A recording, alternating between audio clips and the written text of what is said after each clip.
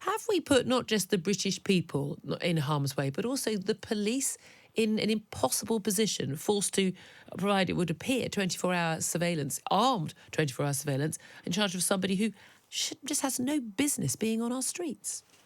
Well, I think it's a very good question, but I frankly don't think it's a very difficult question.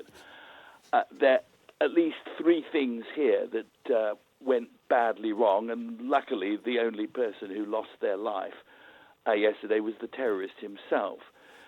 The first thing that went wrong was the early release. That's clear. The second thing that went wrong was the very light sentence he was given in the first place, bearing in mind what it was that he was convicted of. And the third thing that I think is very wrong is that he was clearly being trailed. Apparently, his bail hostel was not far from Streatham High Street, where the attack took place. He was clearly being very closely followed, but the cops, the counter-terror cops, the people who walk towards danger, as you're suggesting there, who also need to be protected, could only actually go for him when an attack was imminent. And it's that last point that I think is most significant in this particular case, although the other two issues are also important.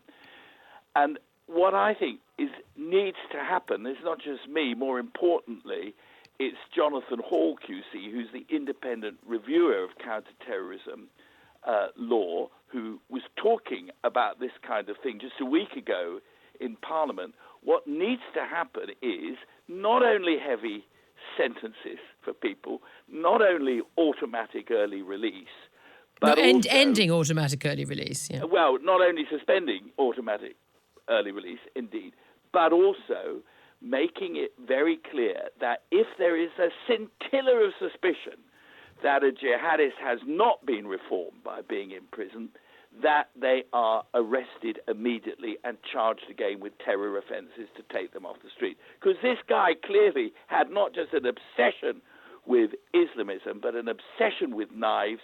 He'd been into this shop to have a look at a knife. He then returned. The shop owner recognised him coming back, yet he was at liberty to attack.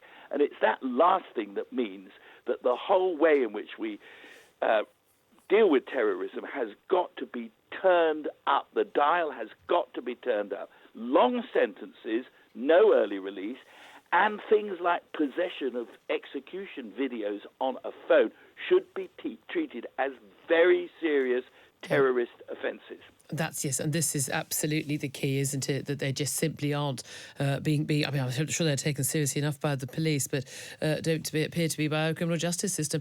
Anthony Glees from the Centre for Security Intelligence Studies at the University of Birmingham. Thank you very much indeed. Well, now let's talk to someone you actually recognise his voice and his name, Dave Chawner, regular here on Talk Radio in my studio, and he was one of those walking along Streatham High Street when this attack happened and witnessed the stabbing and stayed with the male victim, for some 30 minutes before an ambulance arrived. Dave Chawner joins us now. Good morning to you, Dave. Good morning, I mean, what Julia. a horrific way to spend a Sunday. Absolutely shocking scenes in Streatham. Tell us, just from in your own words, what you saw. I think you were on your way to the cinema, weren't you? Yeah, I don't want to conjecture or anything. I was just wandering down the street. I was actually on the way to the cinema, and just to my left-hand side, on the other side of the road, I just saw what I thought was someone fall over, and then I saw someone get up, and then they fell over again, and I just instantly thought, oh, there's been a shoplifting or maybe a mugging. So like anyone would, I ran towards the situation. And then there were more screams, there was a lot of shouting, and as I got nearer, I heard what I thought was a car backfiring, and then it happened 2-3 more times, and then all of a sudden I realised that at that point in time I thought they were tasers, that they'd got someone down on the ground about sort of 10 foot in front of me. But then I realised that there were guns, and I realised that there were 3 armed officers surrounding the assailant. And I backed off, and as I did, I saw unfortunately, this poor bloke on the floor in a pool of his own blood. I mean, absolutely shocking scenes to come across, and you then stayed with this man. Was he conscious? He was conscious but not lucid. I was really worried about him because you could tell that his eyes weren't focusing. As you can imagine, he was shaking from shock. He was making noises, as you might imagine, and some of the people around there were obviously very distressed by that and perhaps not dealing with it the best. They were kind of like slapping him, and that was to try and rouse him, not to make it worse. And it sounds really ridiculous, but because I thought I was going to the cinema, whenever I go to the cinema, I always take a blanket with me because I get really cold, which is such a snowflake thing to say, but it seemed lucky because I pulled it out of my bag and we put it on him to compress the wound. And then we waited, and something I would say is the police were exceptional.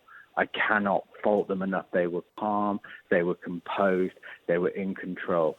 The thing that frustrated me and that I still find very hard to deal with is that there was an innocent man bleeding for over half an hour before the ambulances arrived. And do we know why? I mean, were they being prevented from being dispatched because of fears for their ambulance staff's safety? I mean, we know that we've seen all the footage. We know that there were, the emergency services on the scene.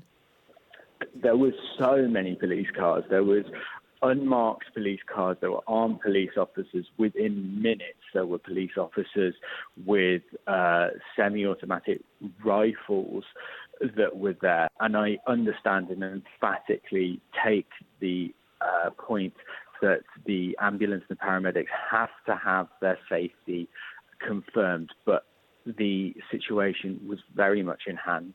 I spoke to an officer. I was on the paramedics non-stop, and they seemed distressed. I spoke to an officer, and he said that they were trying to scramble for an ambulance as well. And something that frustrates me is we were equidistant from two of some of the biggest hospitals in London, King's College Hospital and Denmark Hill, that has an acute trauma ward and also a helipad, and then St George's Hospital in Tooting is just over a mile, yet it took half an hour, and I kept on asking, nobody seemed to know why. No, that's really sad. But we know that the man is in a critical condition in hospital. A woman who was also stabbed in the back, a cyclist, we know in a less serious condition, and also someone else injured by glass shattering when the shots were fired. But obviously we're hoping for updates on particularly on the man that you were tending. But look, you did a wonderful thing. I know you say it's just what a normal person would do, but you ran to look after someone and stay with them, and we salute you for that, Dave. And I really hope that you're doing okay, because that's a pretty traumatic thing to witness. Well, as you say, Julie, there's so many facts yet to be established. From what I've seen on the reports that have been issued, the perpetrator was under supervision. He was under police surveillance at the time of the attack, which suggests information must have reached the authorities that he constituted a real and present danger at that time. The difficulty, as always in these cases, is assessing the risk. If you think back to the dreadful London Bridge incident as well, the perpetrator there had been assessed as a low risk on the basis of previous activity. So it is a very difficult situation.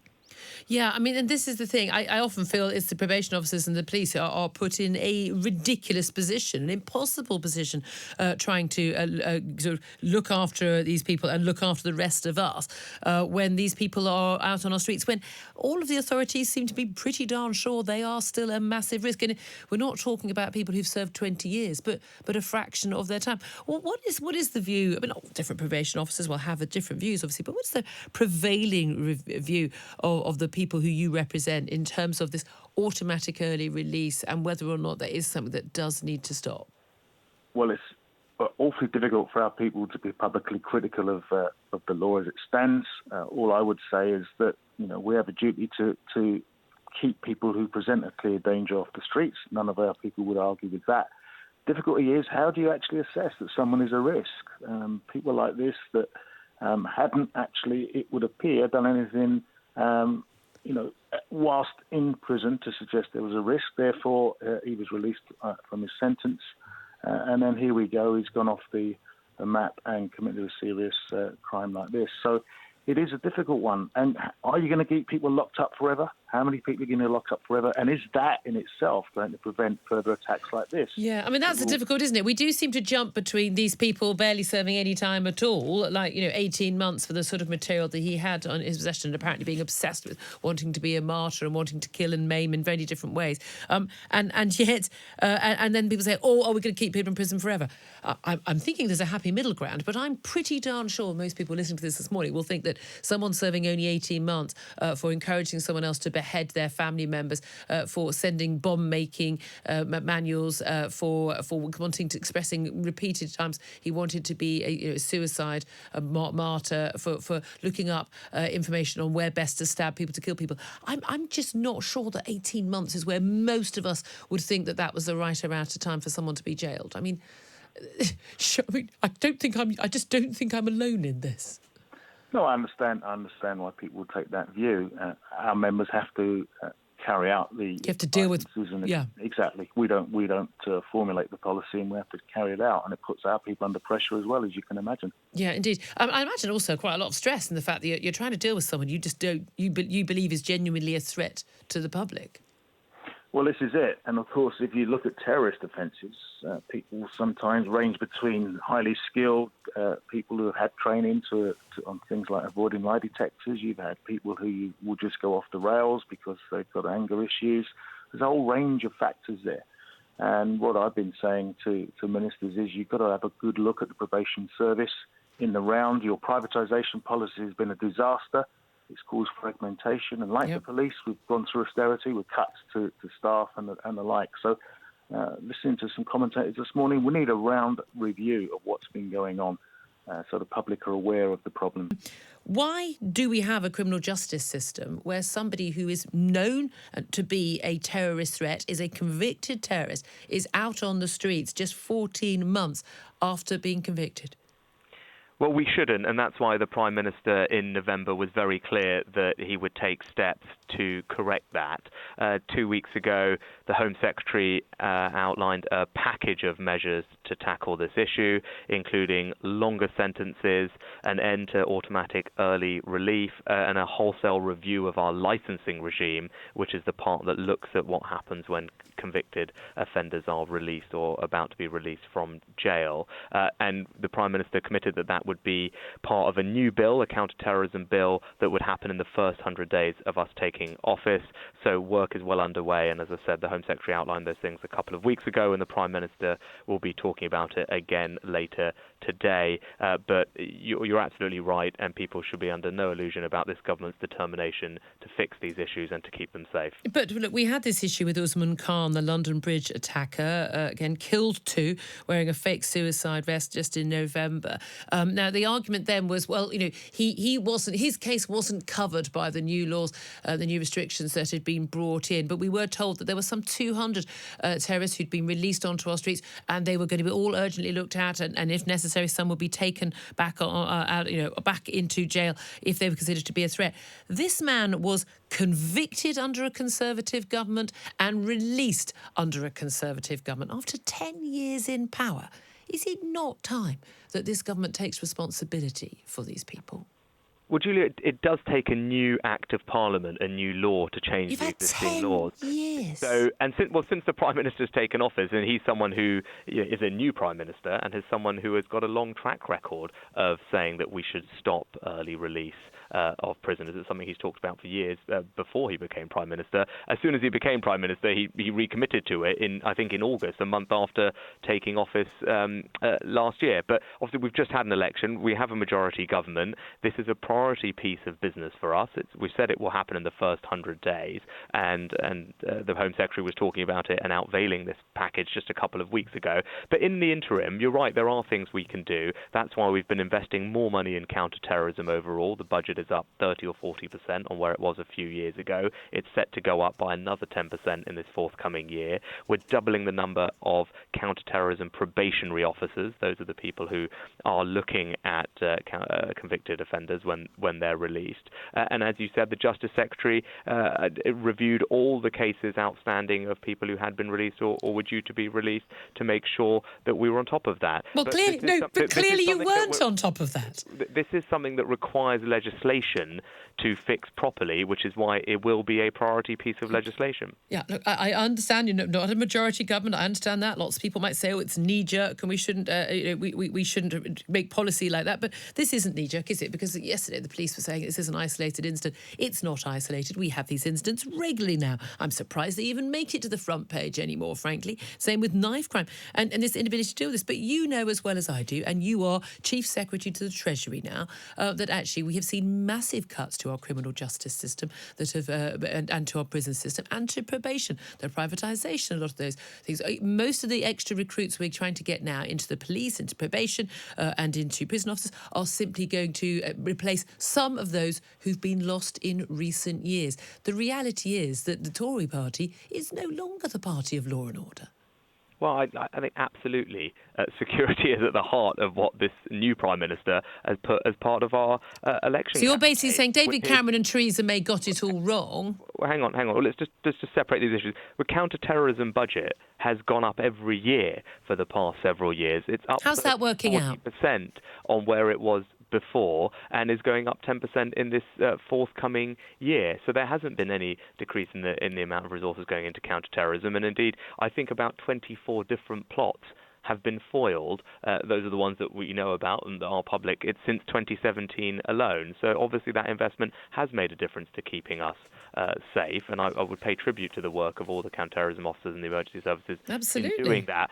But going forward, we are committed to recruiting 20,000 new police officers. 6,000 of those will be in place over this first year. Extra money has gone in to the Home Office to deliver that. £750 million was outlined at the end of last year as part of our spending review. That's something that I helped put in place as part of that spending review. The Home Office budget is going up at the fastest rate it's gone up in 10 years, and we're toughening up sentencing and investing in our prisons as well to build 10,000 new prison places. So wherever you look at it across the criminal justice system, investment is going in. Police are being given the powers they need to keep us safe, things like stop and search, and you've got a Prime Minister and a government that are deeply committed to this, and you will hear that today later on when the Prime Minister speaks. Okay, but I do think that an awful lot of people listening to this, and even a lot of people who are Conservative voters will say that a lot of this feels a little bit too little too late.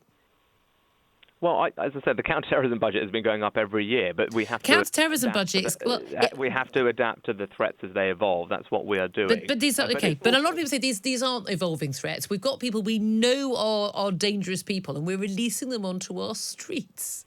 And you and I know perfectly well that one of the main reasons we've got people released halfway through their sentences is a way of cutting the budget of the criminal justice system. Right. And the reason they have to be released is because of an existing set of laws, and it takes a new law to change that. 10 you can't do that overnight. Your party has been in power for 10 years. At what point do the Conservatives take responsibility for this? The Prime Minister, from before he was Prime Minister, has talked about this. Weeks after taking office, I think about 2 or 3 weeks after taking office at the end of July, he made a speech and outlined his desire to toughen up sentencing and address this particular issue. It requires legislation that now that we have a majority, we can deliver on. And people should rightly expect that from us, and that is exactly what we're doing. I think we will be. On the back of a host of other things. Stop and search is another important thing, that as soon as the Prime Minister took office, he changed the rules on that and said that the police should have access to enhanced stop and search powers, because he firmly believed that will keep us safe, and that indeed is making a difference and has been welcomed by law enforcement across the country. So I think there are steps that are already being taken that improve our security, and we will be taking more steps. But those do require legislation, and that is a priority and will happen in the first 100 days of the government. Okay, well, we shall be watching and waiting. Now, let's talk about something which I know is what we invited you on to speak about in terms of the EU trade deal talks. The Prime Minister Minister today is going to be making a speech in which he's going to declare that the choice facing the UK is emphatically not a deal or a no deal, but whether we have a relationship with the EU that's more like Canada's or more like Australia's. And this is all about setting out basically our priorities again. He's already been accused of talking a bit too tough and creating a sort of a negative environment. How likely do you think it is that we will get either a Canada-style or an Australia-style trade deal by the end of the year? Well, first of all, I think we are entering into these talks in the spirit of friendly cooperation. I think that's something that's very clear. But we do it also as a sovereign equal, and that's the change that has happened. We've now left the EU, so we are a sovereign country ourselves. And in terms of getting a deal, well, the EU previously have offered a Canada-style deal. That's something that Michel Barnier, their chief negotiator, offered multiple times. He said you could either have a Norway-style deal where you part of the single market and you follow all the rules, or you can have an arrangement like Canada, a free trade agreement. We have now said, yes, we will take you up on that offer, and indeed that's what's underlying the political declaration that both the EU and ourselves signed when we talk about our future relationship. So we hope very much now that we can get on and just deliver that. But as we would deliver that, what we have said very clearly is that should not mean signing up to all EU laws and regulations and just following slavishly what they do. That is not a feature of trade negotiations, typically. It's certainly not a feature of the Canada agreement that the EU have offered. So I very much hope that on that they go back on what they said that they would be prepared to offer and deliver that as they said. And what about this report in the Sunday Times yesterday that the Foreign Secretary Dominic Raab, your colleague, has ordered that our UK diplomats should not sit alongside our old EU allies when we're at major international events?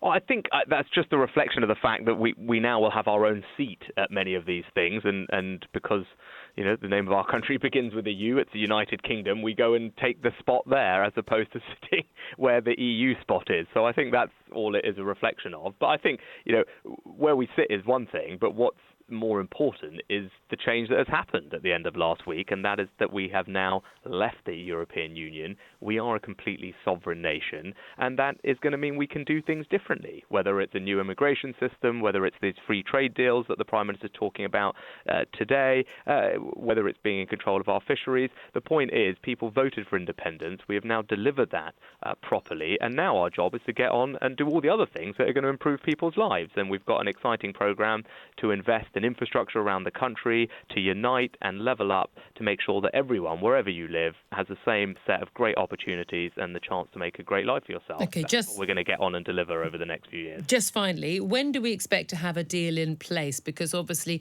we don't want to be going up to the wire, on the 30th of December this year, with the possibility of no deal, going through all that uncertainty again. When realistically can we have something in place that we know how we're going to be going forward with the EU? Well, we've been very clear. We want it all done and wrapped up by the end of the year. We will absolutely not extend this. No. In terms of getting a deal in place that we're looking forward to, so businesses can start planning. But we don't want to be doing it on the 30th of December, do we? So we want to be doing it in the spring, in the summer, when? Well, I mean, look, we get into the negotiation. I think you're right in general. It takes time. Once you have a deal, it needs to be ratified by various people, so it needs to happen a little bit before then. But I think the key thing is now we've got to start these negotiations. We get into them, as I said, a spirit of friendly cooperation, but a desire to get what's best for Britain. And so the EU have previously offered this Canada-style trade agreement. That's what we would like to do. Let's just get on and deliver it. And as soon as everyone enters it into these negotiations in a constructive spirit, there's no reason why we can't get that sorted over the course of this. Okay. I'll tell you that, and it's a bit of a long story, but I'll cut it short. First point, though, let's take some reassurance that MI5 and Scotland Yard counter-terrorist organisations are, in fact, very sharp, and they were surveilling that person up to the point of offence. So that was good news. The next lesson is to think, what would have happened if they hadn't been surveilling him? Because the armed police would have been nowhere near. Yeah. So let's think about, do we now need to give pistols to every single patrolling officer on our streets, just like every single country in the world, with the exception of Iceland, Norway and Southern Ireland? Let's get real. Now, let's deal with your question. The first point is, this guy was sentenced as a 17-year-old. The judge was constrained... No, as an 18-year-old, I believe.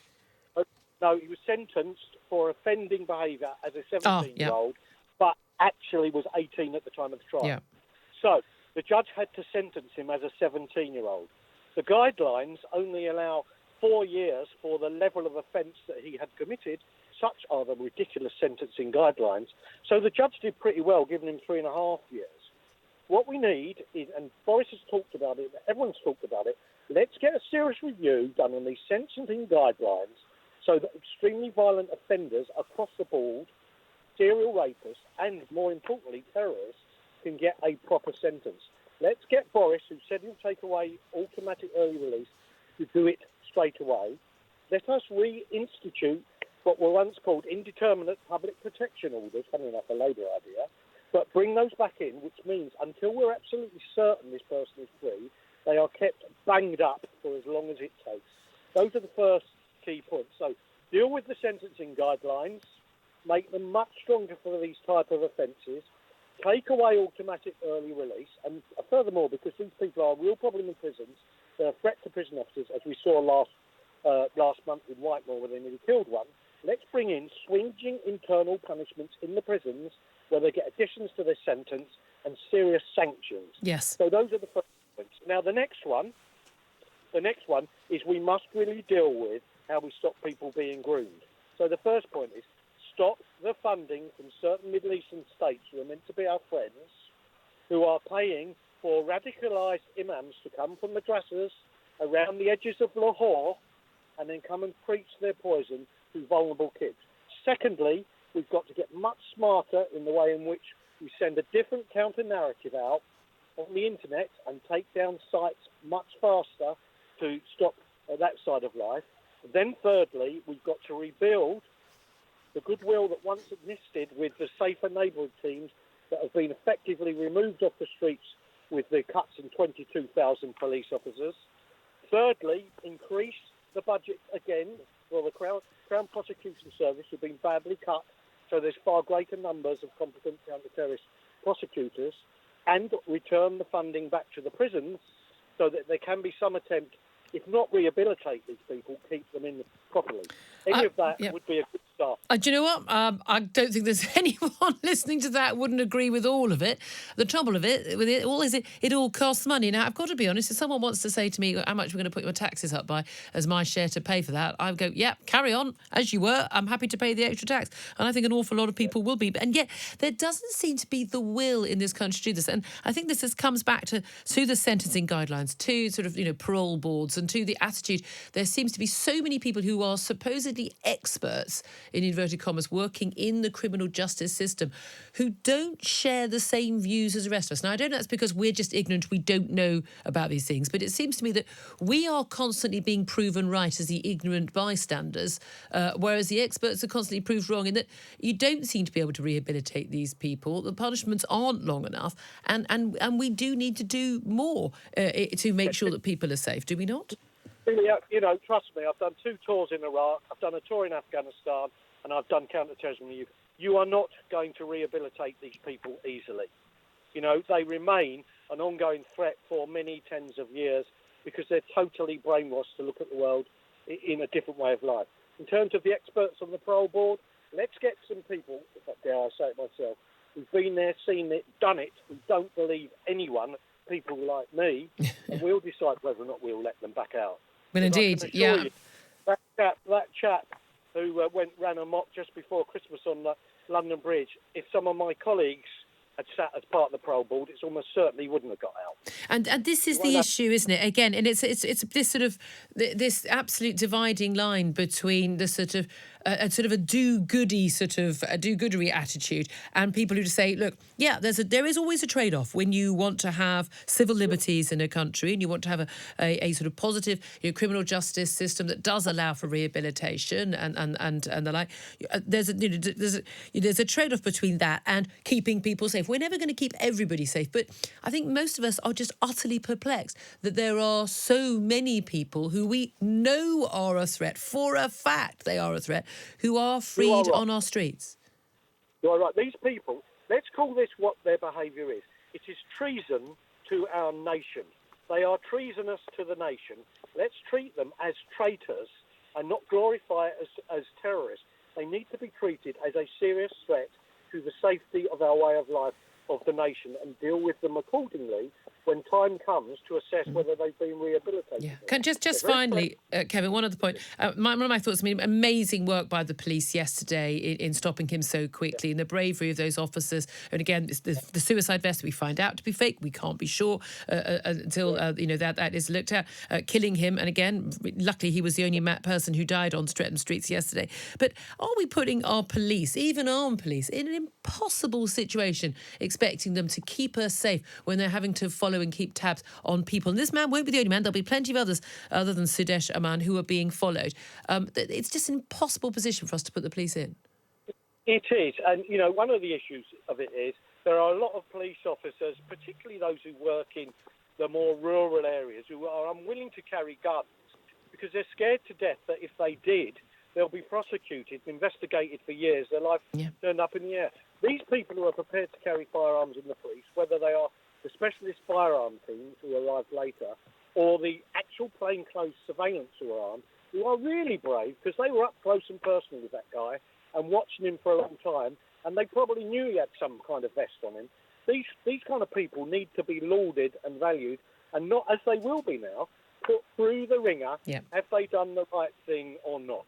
They'll be off the street now, not be able to be deployed. The guys who shot dead that terrorist on London Bridge just before Christmas, they are probably not yet back on operational duties because they're still under investigation.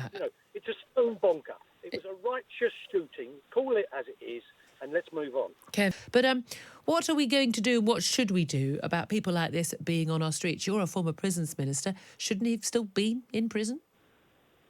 I think this guy was clearly an enormous danger, and we owe a huge tribute to the Metropolitan Police for acting so quickly and decisively when he pulled out that knife. But you're absolutely right. He should never have been in that position to be able to get his hands on that kitchen knife. The problem that the police face is that he was jailed by a judge for a particular offence, which carried a maximum sentence of, was given a sentence of 3.5 years. So he would have come out, and this is about the separation between judges and other parts of society, at 3.5 years anyway. The real question is, firstly, whether we can increase the maximum sentences, and secondly, what we can do with people in prison and when they leave to make sure that we keep people safe and try to turn them around. And it's very, very difficult to turn around as terrorists. And I don't think we've got the approach right in prison, partly because we don't have enough specialists working on this. No, indeed. And there's a lot of talk about rehabilitation in prisons, but we know very difficult to do with very small resources and people often locked up for 23 hours a day and lack of specialism. But there's also very little evidence that extremists like this can be rehabilitated. We spoke to a counter-terrorism expert, Kevin Hurley, a little bit earlier on, and he was talking about what is going on behind bars. And we know there's been a massive cut in the number of prison officers now seeking to recruit more, but we've lost a lot of that expertise, a lot of that professionalism. We know prison funding has been going down, and so the sort of funding levels we would need to provide the sort of number of prison places we would need to keep these people behind bars is very expensive indeed. Now, this government has promised 10,000 more prison places, but I think there are quite a lot of people who feel that, frankly, that's not going to touch the sides of what we do actually need. Well, Julia, you're absolutely right. There have been cuts, but the number of terrorist offenders is, thankfully, at the moment, a very small number of the prison population. So you could put many, many more resources of specialist people. This isn't general prison officers. These are people who specialize in working with terrorists, both in the prisons and, most importantly, into the probation services, so that we really have people working with terrorist offenders whose speciality and experience in life is dealing with them, because they're very, very different to robbers or burglars or sex offenders. You need to know an enormous amount about where they come from, and you need to be very, very quick at identifying risks. But the trouble is, of course, a lot of people will be saying, but especially when you're dealing with the side of probation, is why we are letting people out onto our streets who we know are a danger to us. A lot of these people have been convicted of offences, as in the case of Sudesh Aman, where they would appear to be the lower level offences. They haven't actually committed a crime. They haven't actually committed a violent offence at that point. They've shared manuals. They've talked about and done WhatsApp messages about wanting to be a martyr, and but they haven't actually gone and done it. and thankfully our security services and our police are finding these people, identifying these people and arresting them and charging them early on. But that does mean often they have been convicted of lesser offences. But that doesn't mean they aren't capable of these, as we've seen, these far worse offences in the case of not just Sudesh Oman, but also Usman Khan, who killed 2 in the London Bridge attack just a couple of months ago. Do we not need to accept that even for these supposedly lesser offences, we need to be locking people away for 10 plus years, not 18 months? Julia, I think there's you've got an important point there, which is, and this is true not just for terrorist offences, this is also true with people who go on to commit rape and murder, that often somebody is imprisoned under the law for a smaller offence, and then when they come out of prison, they commit a much more horrifying offence. The judges have no choice. They have to work within the law. You get convicted and you get sentenced for the crime that you've committed. That then means that we as a society, as a system, have to do much, much better at working out what we do when they come out, because they're going to come out. Well, no. Or we can change the sentencing guidelines, and your former party. And if you haven't worked with them properly in prison and after prison, they're going to be a real danger to society. But your former party, the Conservatives, have been in power 10 years, a point I put to Rishi Sunak, Cabinet Minister. At some point in those 10 years, this might have come up, because we've had a lot of terror attacks in this time. Yes. So I'm actually speaking to you from Streatham at the moment, and I think the first thing is that this is horrifying for what it means for the victims and for the whole surrounding community, and the government can do much, much better. But what it really needs to do is focus on the specialist resources, prison officers, probation officers, and of course the security service and the police, to have a really targeted intervention. This man that was shot would have been under a multi-agency protection program. That means a huge number of government agencies would have been sitting around tables looking after him. They were worried enough about him to be followed by an armed surveillance team, a large armed surveillance team, and yet it got through. So it's about really going through these individual cases and working out how we catch these people earlier. You can, an offender like that, you can pick them up and you can put them back into custody if they break their license conditions. He will have been under very, very strict license conditions on where he can go and what he could do. But it's also very difficult for the officers on the ground to make those split-second decisions, working out when the person is about to pose a danger. Yeah. But I would say virtually impossible in this scenario. Rory, Stewart, thank you so much for talking to us, speaking to us, he said, from Streatham, at the scene of that terror attack yesterday. Former Prisons Minister, now standing as an independent candidate for London Mayor. Let's go now to Graham Wettone, waiting patiently on the line. He's a retired Metropolitan Police officer and joins us. Good morning to you, Graham. Yeah. Good morning. I mean, yet again, we speak yet again after another terror attack, yet again by somebody who was known to be a threat, yet again released from prison, even though he was known to be a threat. I mean, was supposedly being, in this case, under armed surveillance team, as Rory Stewart says. But again, we know they were supposedly supposed to be keeping tabs on Usman Khan as well before he killed on London Bridge. What do we need to do to stop this from keeping on happening? Stop releasing them. It's just not that complicated, is it? Apparently. I'd love to have been a fly on the wall for that surveillance team briefing when I actually sort of said, we actually arrested, charged and convicted this guy. He was sentenced to 3 years, 4 months, but actually, guys, he's back out again now. We've got to stay 24/7 with him. We've got to monitor him all the time, stay with him, watch him. He wouldn't have been aware of the surveillance, would be my understanding. So they've actually got to try and stay covert, but keep an eye on him all the time to make sure he doesn't go and do anything. And as we saw yesterday, tragically, he ran into a shop, grabbed a knife, and then stabbed 2 people. But the fact that they were armed officers, does that suggest there was a very severe, fear that he was going to be a risk? Yeah, there's different levels and layers of surveillance and armed support, specialist armed support from counter-terrorism officers. It doesn't seem they had that ultimate layer of specialist armed support, but they had an armed surveillance team. Very close team, very, very close by. You can have a surveillance team on the subject and then armed support like a few streets away or like a minute away. But it seems like the actual people around him, following him, were actually armed themselves. They reacted exceptionally quickly, exceptionally professionally. You're talking about a matter of seconds from grabbing a knife, running out, starting to stab people, and then challenging him. So exceptional work by the Met Police again, by the officers involved. But once again, they're being asked to put themselves at danger and confront people by dare I say, our leaders, government, politicians, etc., the Justice Department, by letting these dangerous people out in the streets. I mean, this is the key thing for me as well. Not only are us ordinary civilians on the streets just constantly at risk, and it's not just, when you're visiting a major London landmark now, like London Bridge or Parliament Square, it's just when you're walking down your local high street. But we are expecting, I think, far too much of these officers to be having to keep tabs on these people. We know they're at risk. We're constantly told, but we can't just lock these people away forever. But I mean, I'm thinking more than 18 months might be a reasonable middle ground.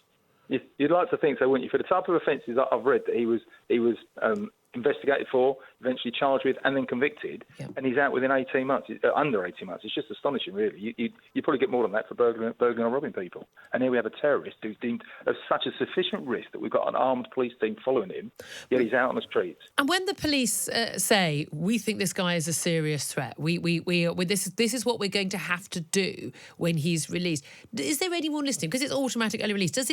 Are the people releasing him just going, oh, well, never mind, that's what we have to do? Does anyone sort of sit up and pay attention when the police say this guy shouldn't be on the streets? No, because they turn to you and say we need to get evidence of him committing another criminal offence before you can arrest him, charge him, put him back into the justice system again. So it is literally the whole circle, the whole wheel just starts all over again. And who's the problem? Is it the politicians? I mean, again, I've been putting to the Conservative ministers today, you guys have been in charge for 10 years. I think it might be happening under your watch, and you need to take control of this. But is it also the so-called experts, in inverted commas, who were told, tell us how criminal justice systems work and what sort of sentences work and rehabilitation and the like? Do they just not get it? Are they on a different planet from the rest of us? Maybe. I think it's a combination of all those factors and all those people involved. I think they listen to one argument now at the moment, and then as we've seen on previous terrorist attacks, give it a couple of days, you'll have people saying we can't just lock these people up. Yep. We want to rehabilitate them, we want to reform them, get them back in society, get them playing a part in society. A lot of these individuals don't want to play a part in our society. That is what their ultimate aim is, ultimate intention is.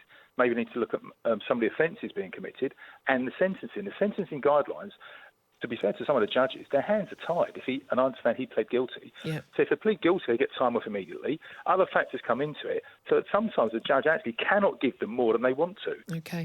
And I think that's where the issue lies.